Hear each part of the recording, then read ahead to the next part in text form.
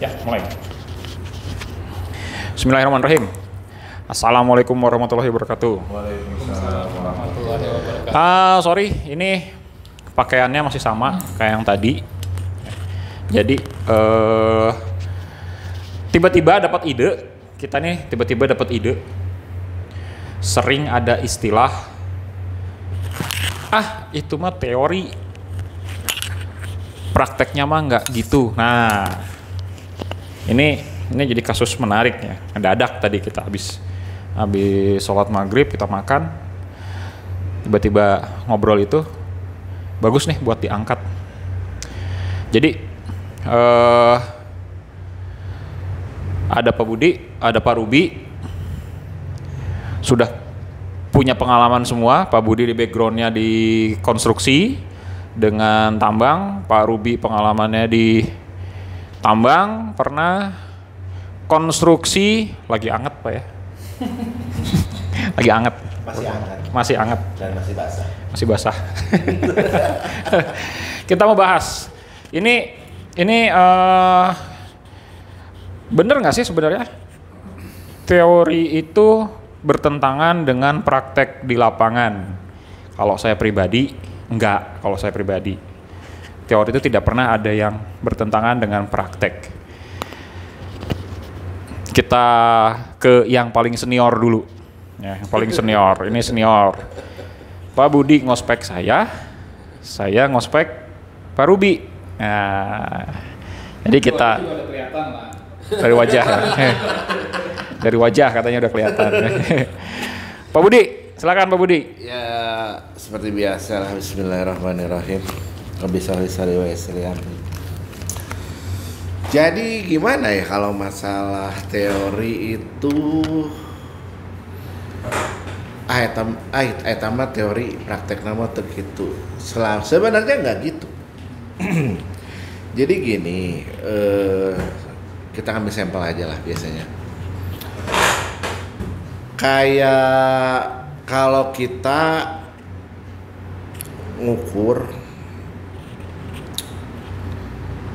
kerangka poligon ya, terus dengan titik kontrol katanya pengikatan GPS geodetik, kemudian pengukurannya metode terikat sempurna. Kan idealnya kalau sudah diukur sama GPS ya, ketika kita melakukan pengukuran kerangka poligon, linearnya masih harusnya bagus. Nah, kata teori itu harusnya bagus. Tapi ada di beberapa, istilahnya dari beberapa kali pengukuran, si masalah itu jadinya kadang-kadang eta mah teori meureun. Jadi nanti secara teori kudu halus gitu kan. Sebenarnya itu banyak faktor. Ya kejadian kayak waktu pengukuran Cisumdawu. Ternyata kan ada faktor lain ya. Tol Cisumdawu, Cileunyi, Sumedang, Dawuan. Ya, betul. Okay. Di sana kita kebetulan dapat di segmen 3 ya waktu itu. Jadi di sana ceritanya dari kontraktor sebelumnya, bahwa ketika kita melakukan pengukuran poligon dengan terikat sempurna pasti hasilnya ngaco, hasilnya nggak bagus. Gimana kalau dia melakukan pengukuran terikat sempurna, hasilnya ngaco gitu ya, nggak bagus gitu. Maksudnya dia punya selisih besar. Jadi tidak toleransi linear, maksudnya secara hitungan linear nggak masuk. Nah itu kan pengalaman ya. Kemudian kita juga sampai pada waktu itu dapat giliran pengukuran topografi dan cross section untuk di section 3 itu. Jadi antisipasinya kita merapatkan titik kontrol yang tadinya per 1 kilo jadi per 500 sampai 250 kita dekatkan. Kenapa sih itu sampai yang lain bisa ada selisih terus gitu. Karena kan untuk jalan tol yang dengan volume panjang ya, kemudian ketika di sana itu kan ada terowongan, ada jembatan. Nah itu sebenarnya harus dihindari kan masalah kesalahan-kesalahan di pengukuran, karena nanti akan dampaknya ke sipil gitu. Ke teman-teman dari sipil gitu, konstruksi sipilnya gitu. Betul, nanti ya. Betul, nanti akan dampak karena kesalahan dari survei berdampak panjang, baik itu dari segi bentuk ataupun kekuatan kalau dipaksakan. Itu versi saya. Atau ini dengan Pak Andi Parubi yang sekarang lagi di sipil nih, sekalian aja ngomongin sipil ya biar rame gitu. Biar rame gitu kita. Nah, koreksi, mungkin bukan sipil tapi konstruksi ya. Konstruksi di konstruksi. Di bidang konstruksi. Kalau kita kan geodesi, produknya paling gampang itu adalah peta gitu ya. Paling gampangnya. Kalau ini salah satu produknya adalah konstruksi gitu. Betul. Ya. Nah, itu kan salah satu contohnya tadi saya ngukur pas waktu di tol Cisundawu itu. Setiap kali kering itu mendapatkan selisih yang besar dengan linear yang kecil. Itu menurut versinya kontraktor sebelumnya. Oh, jadi kontraktor yang sebelumnya itu mendapat problemnya itu gitu ya. Kalau bikin poligon jelek terus gitu ya. Betul. Ah ya, oke. Oke, nanti mungkin itu samplingnya.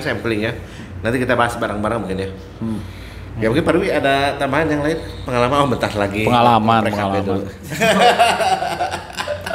Itu contoh nanti kita bahas bareng. Oke, terima kasih nih, ketemu lagi ya. Jadi pengalaman artinya,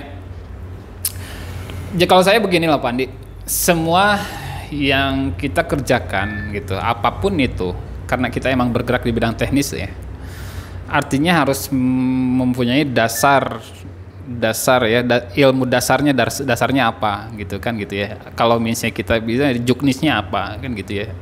Dan kita tidak bisa mengerjakan atau misalnya bekerja suatu metode tanpa ada teorinya. Kan gitu. Artinya kalau saya pikir gini, semua yang berpendapat seperti itu artinya dia mau praktis gitu ya. Artinya mau praktis karena pada dasarnya kalau misalnya dia untuk mengetahui teori dasar gitu, dia harus baca gitu. Dan kebanyakan biasanya yang misalnya, itu mah yang berbicaranya, itu mah teori, prakteknya gak bisa kayak gitu. Artinya dia hanya bisa untuk sekedar otodidak. Biasanya ya orang-orang yang bekerjanya bisa otodidak. Artinya, artinya di canak enggalna gitu ya. Artinya dia pengen cepat, pekerjaan cepat, tapi tidak bisa dipertanggungjawabkan. Artinya dipertanggungjawabkan secara teorinya kan gitu ya.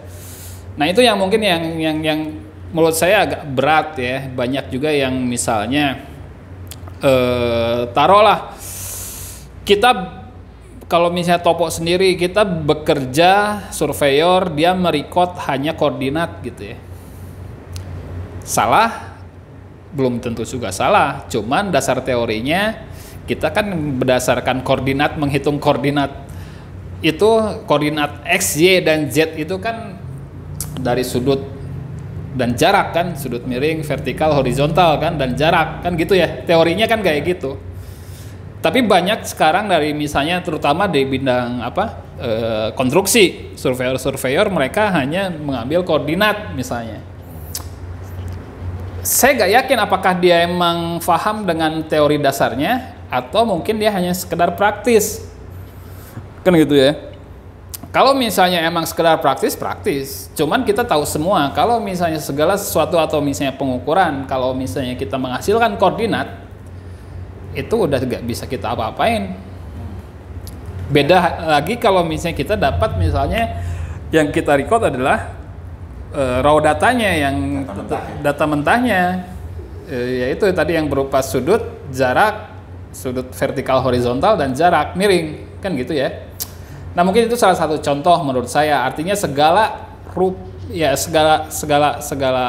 apapun yang kita kerjakan, misalnya metode apapun yang dikerjakan harus ada teorinya, karena yaitu kita harus bisa mempertanggungjawabkan secara akademis. Nah sekarang kalau misalnya kita tidak bisa mempertanggungjawabkan secara akademis, ya apakah itu bisa dibilang valid datanya? Dan gampang sekali untuk dipatahkan gitu loh. Beda lagi kalau misalnya kita punya dasar teorinya. Kan gitu. Artinya ya betul tadi secara Pak Andi dan Pak Budi saya juga setuju sependapat bahwa gak ada teori yang salah gitu ya. Cuman yang sekarang banyak yang itu karena emang ngejar praktis gitu. Cari cepat. Ya, cari cepat. Nah, yang cepat kan nggak berarti betul, nggak 100% betul. Kalau misalnya cepat dan dia betul, ya itu bagus, iya kan?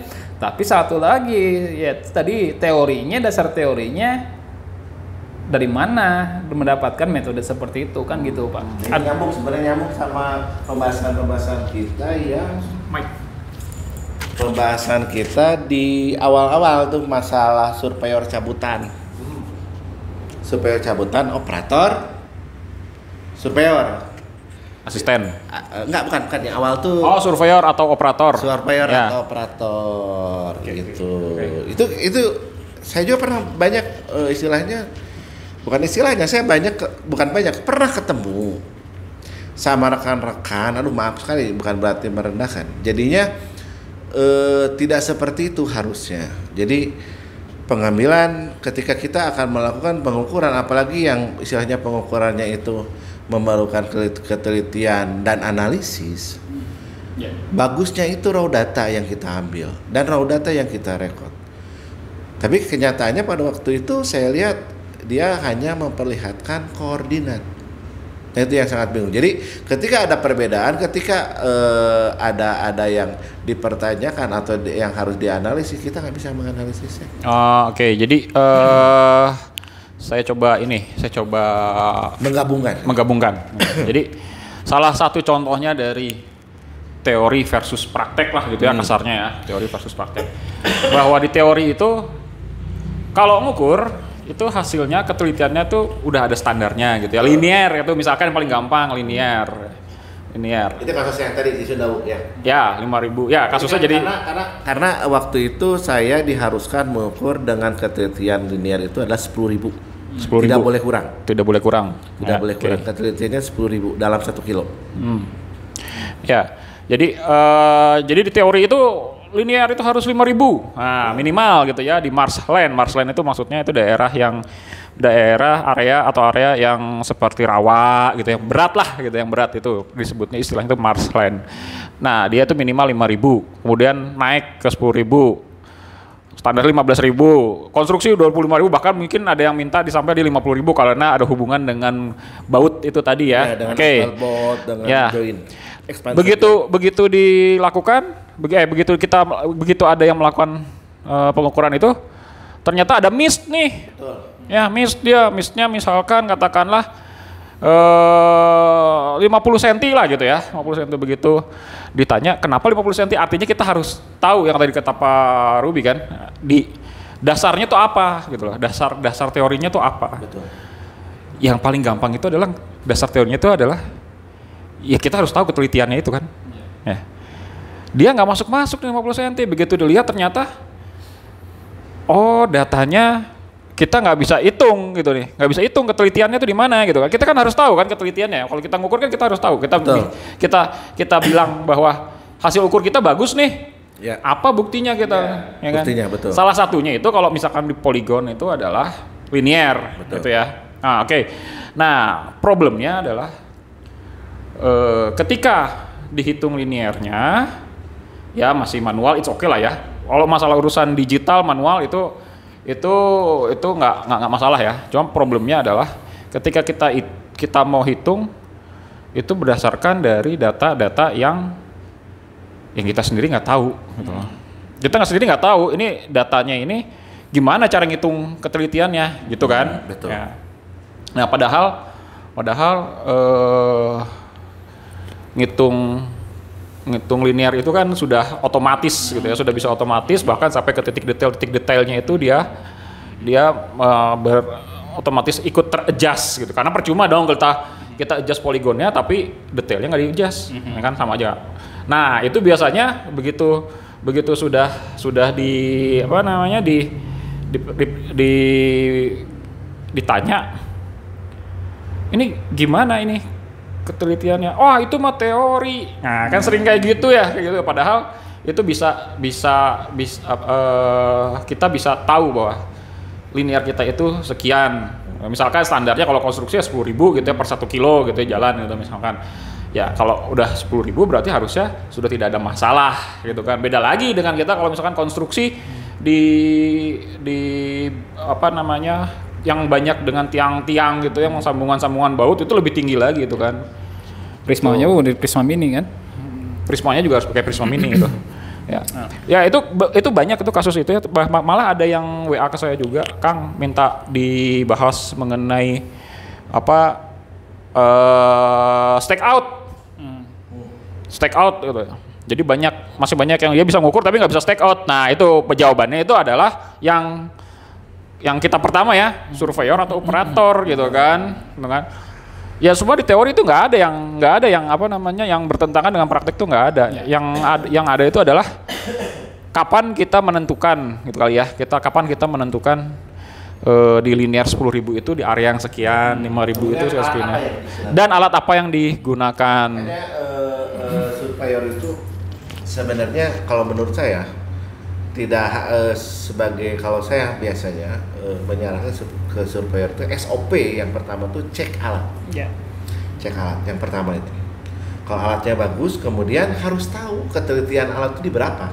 Karena kan si total session itu beda-beda. Ada yang 3 detik, 2 detik. Ya betul. Ada yang 5 detik. Ada yang 5 detik, ada yang 6 detik. Nah, ketika itu akan sangat berpengaruh sekali dengan istilahnya spek tag yang digunakan yang nanti istilahnya yang dipakai. Nah, dan saya baru ingat juga Pak Andi, kalau Pak Budi, kalau misalnya saya kadang dalam satu proyek saya biasa untuk memakai beberapa alat gitu ya, yang ketelitiannya berbeda-beda.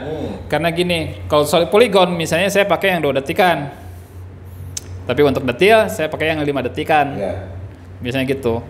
Nah, saya pernah ada pengalaman juga bahwa yang apa istilahnya yang tidak saya pelajari tapi saya alami juga di lapangan bahwa contohnya saya ada beberapa titik disposal misalnya gitu ya, dimana di situ tidak mungkin juga setiap disposal kita geodetik, ya kan gitu ya. Nah artinya di situ surveyor dia memasang satu titik buat berdiri alat dan mengarahkannya ke utara untuk sudut jurusan orientasi azimut awalnya, jadi dia tentukan ke utara. Nah itu kan sebetulnya emang dituntut untuk mengerti gitu ya, paham akan itunya. Emang kalau misalnya secara implisit di kampus kita tidak diajari masalah itu kan, itu paling juga pengamatan matahari dulu ya. Tapi kan kalau misalnya ini kan siang-siang pengamatan matahari kita tahu sendiri kalau misalnya harus pagi sekali, kalau enggak sore kan gitu ya. Ini tengah hari bolong gimana? Nah, ya, salah satu itunya mungkin diarahkan ke utara, artinya tetap dia harus bawa kompas gitu kan untuk magnet utara bumi kan gitu ya. Untuk menunjukkan arah utara menggunakan kompas paling nggak terorientasi dengan benar si alat. Nah itu walaupun misalnya taruh karena emang itu hanya disposal, artinya yang saya perlukan adalah volume ya. Betul. Artinya orientasi si bidang itu udah saya sedikit abaikan karena yang dipentingkan di disposal adalah volumenya yang saya perlukan. Nah, mungkin hal-hal yang seperti itu yang mungkin di teori tidak itu tapi dari pengalaman. Tapi pengalaman juga yaitu pengalaman berdasarkan teori harusnya kan gitu, pemahaman teori. Bukan pengalaman di tempat gancang. Nah, itu yang bahaya. Dia berdasarkan pengalaman, tidak tahu dasar teorinya dan dia dipraktekkan. Kan itu. Itu yang mungkin sedikit agak saya khawatir sebetulnya ya, sebagai kita yang di geodesis sebetulnya hal itu yang emang mesti kita cermati, apalagi nanti kalau misalnya kita berhadapan dengan perusahaan-perusahaan yang emang kan gitu. Masalahnya kita urusan masalah tenis ya. Ya, kita berurusan sama, apalagi kalau misalnya kita Masalah teknis dan masalah tagihan. tagihan. Artinya kan itulah nantinya larinya ke tagihan. Artinya nah itu yang Punya pengalaman. Jadi itu yang agak apa yang agak harusnya kita harus lebih teliti lagi ya dari masalah analisis data lah terutama gitu ya. Lebih hati-hati, lebih pahami pekerjaan yang dikerjakan, dan ya itu harus ada dasar teorinya supaya kita juga lebih tenang untuk bekerja. Siapapun ya itu baik itu terutama buat si pengambil data ya. Ya, pengambil data itu terutama di surveyor ya. Ya. Jadi surveyor itu balik lagi ke awal, kenapa surveyor operator atau surveyor cabutan. Nah ini ya betul. Dan kalau misalnya sekarang sih terus terang saya pribadi lebih susah sekarang mencari drafter atau misalnya cari processing data dibanding surveyor.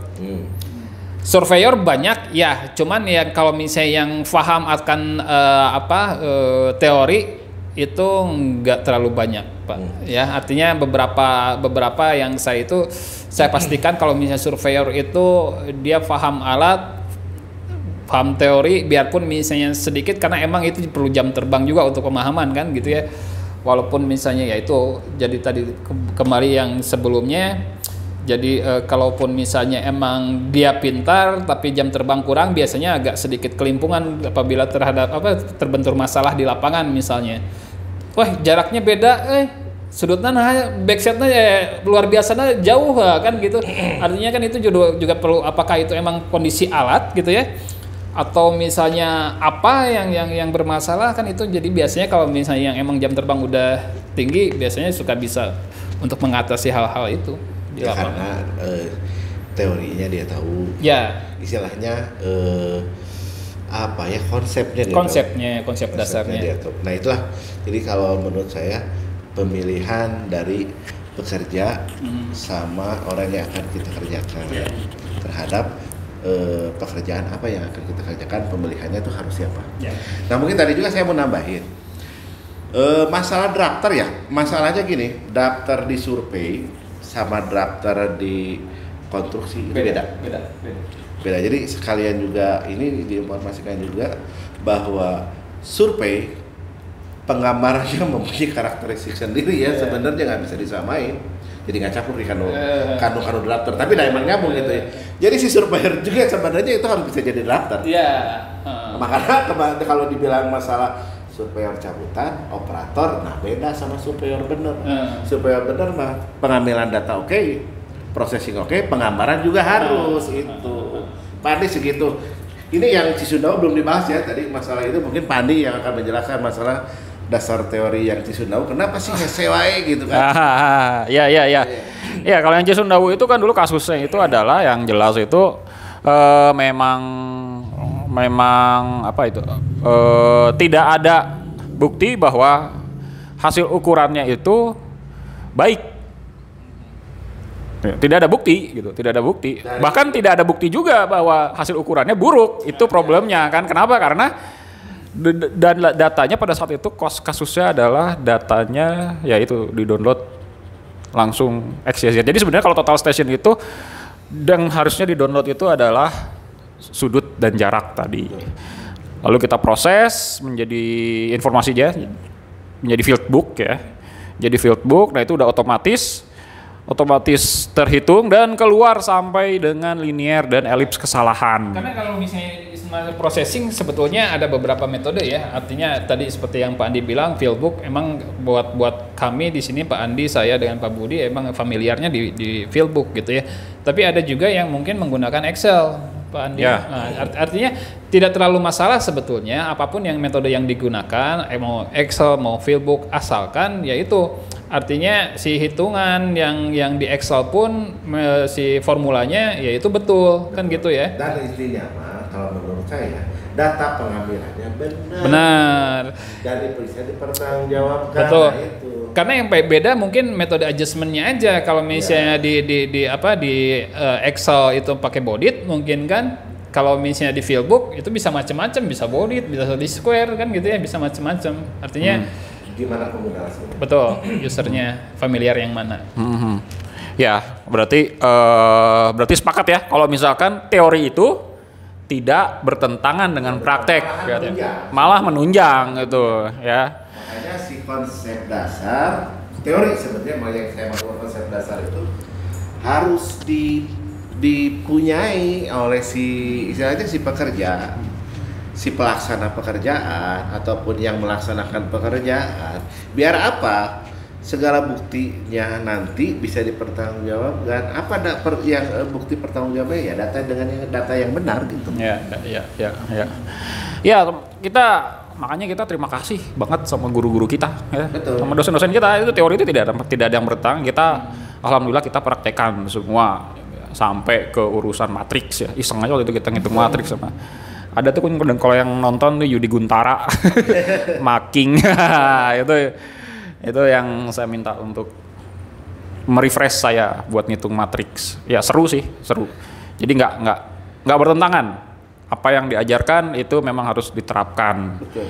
Ya karena miss dikit aja dia pasti akan lari. Jadi sebenarnya konsepnya itu adalah persiapannya itu harus benar-benar matang. Sumber daya manusianya oke, tapi alatnya tidak menunjang. Nah, tetap tidak akan bisa.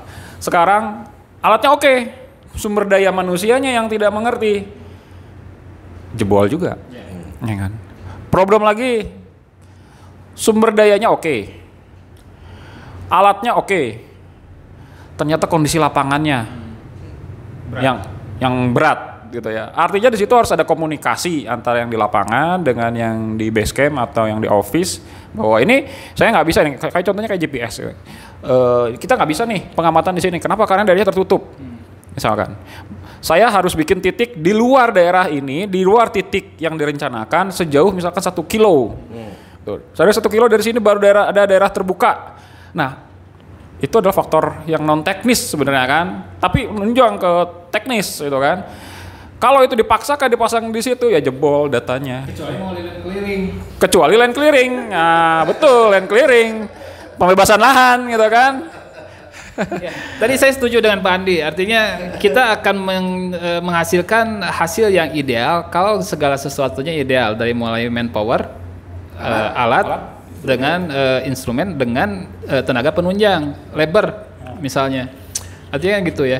Artinya salah satu itu tidak menunjang atau misalnya tidak ideal, itu akan ya mengganggu juga sebetulnya. Pembahasan kedua, chief, surveyor, asisten, helper. Ada satu lagi. Jadi di konten sebelumnya dia bahas bohir. Bohir itu.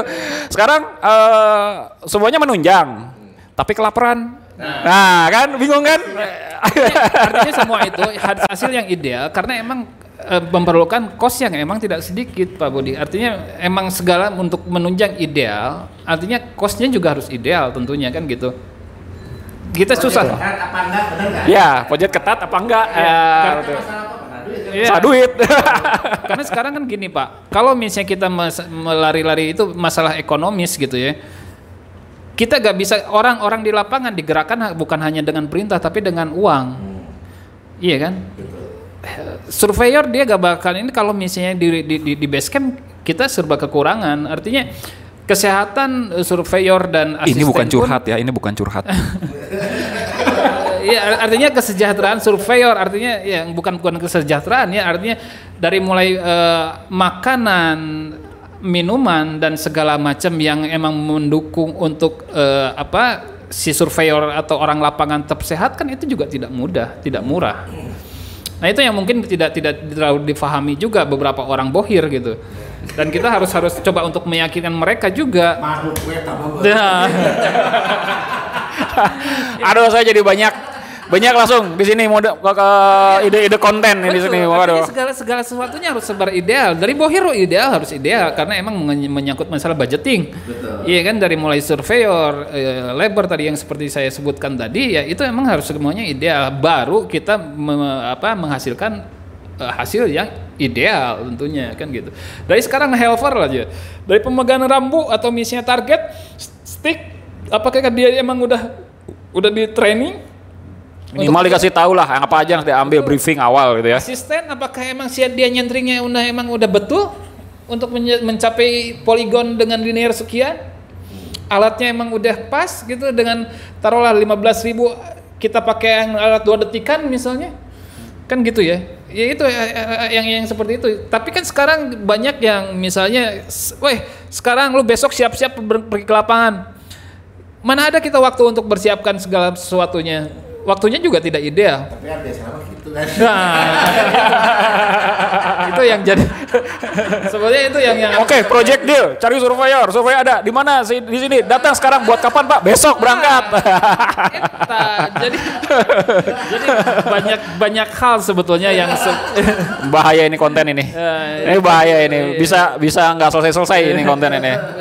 Itulah banyak hal yang sebetulnya jadi tugas dan PR kita. Ya, dan itu masalah budgeting itu sejalan dengan teori dulu kita dapat ekonomi teknik ekonomi teknik sama apa yang terakhir itu manajemen proyek manajemen proyek itu ya. Nah, itu ada itu teorinya itu kan yang sampai kita belajar suku bunga. Gini, kemarin tuh saya banyak teman-teman matra yang pengen dibahas di Pak Ruby sebenarnya.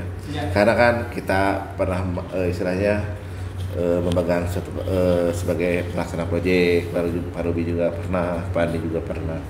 Sewaktu-waktu kita mungkin perlu bahas ya. Boleh.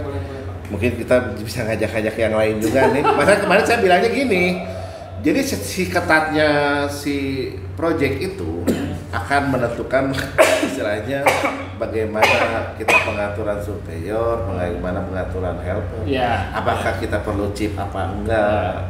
Nah itulah sebenarnya itu kan, makanya saya selalu menjawab ke teman-teman tuh, ya itu tergantung perusahaan sama si pelaksana proyek gitu sebenarnya. Dia mau digimanain sebenarnya. Ya kalau dibilang mah deh nyokot untung sabarasi sebenarnya mah yang pelaksana itu gitu ya.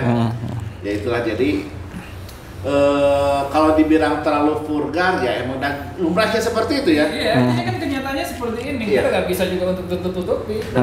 Ya ini sharing gitu kan. Dan selalu saya ingatkan jangan dijadikan acuan dan referensi obrolan ini. Ini cuma sharing aja. Ya.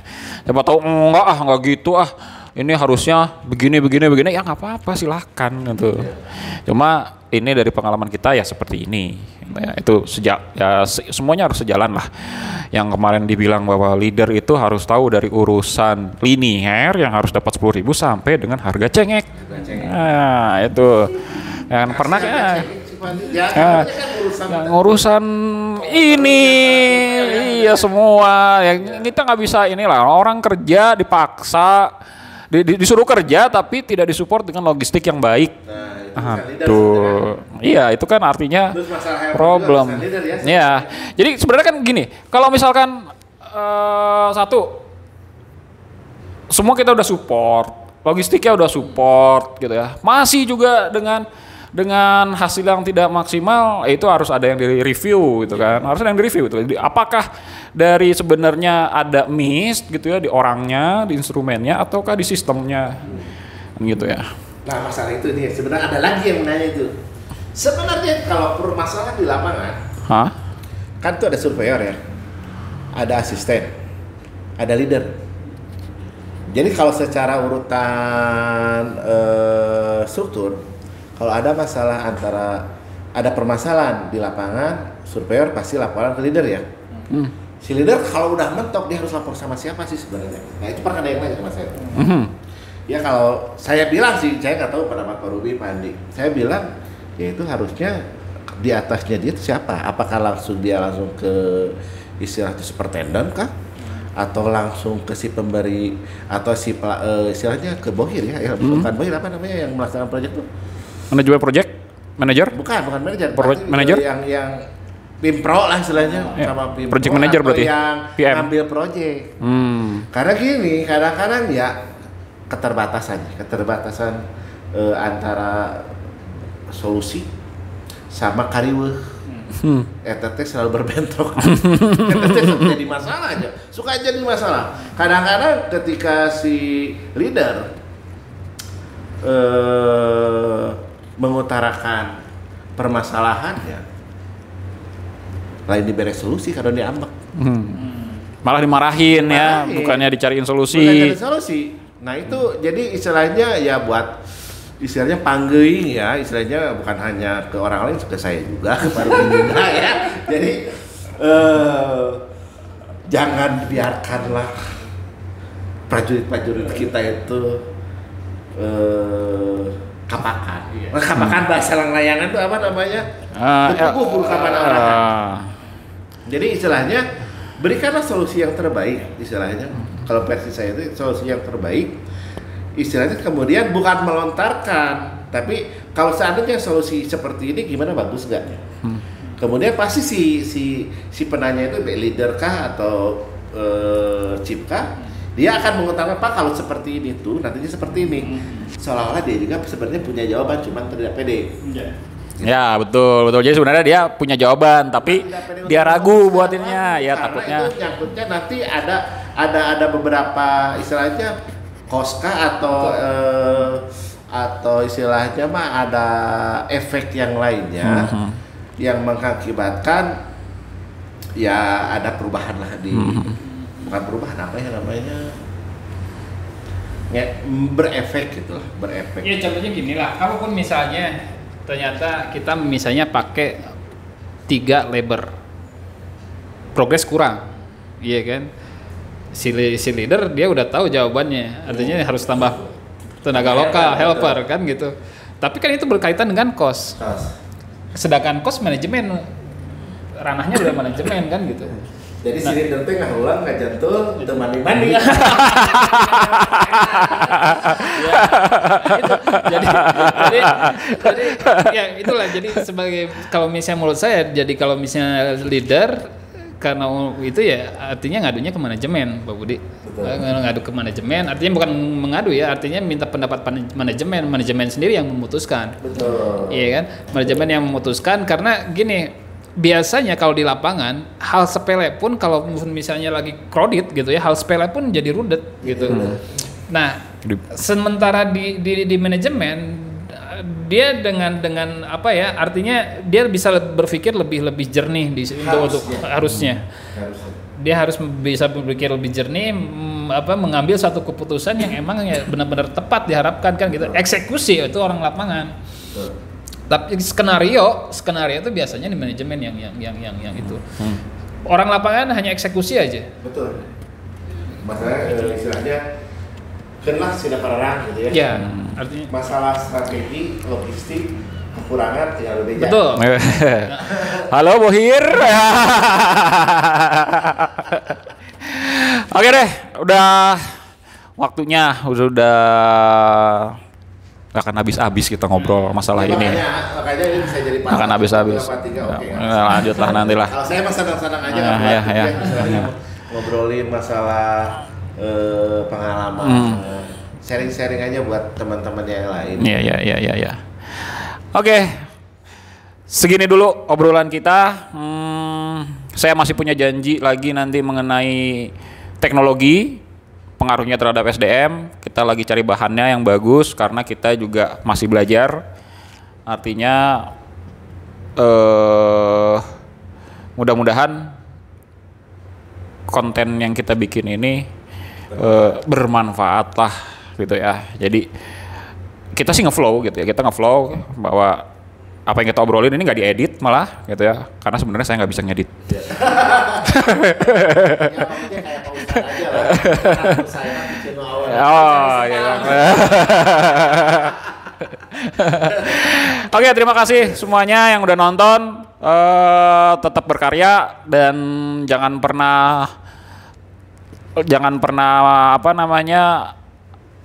alergi untuk mengupgrade diri ya. Terima kasih. Wassalamualaikum warahmatullahi wabarakatuh. Waalaikumsalam warahmatullahi wabarakatuh.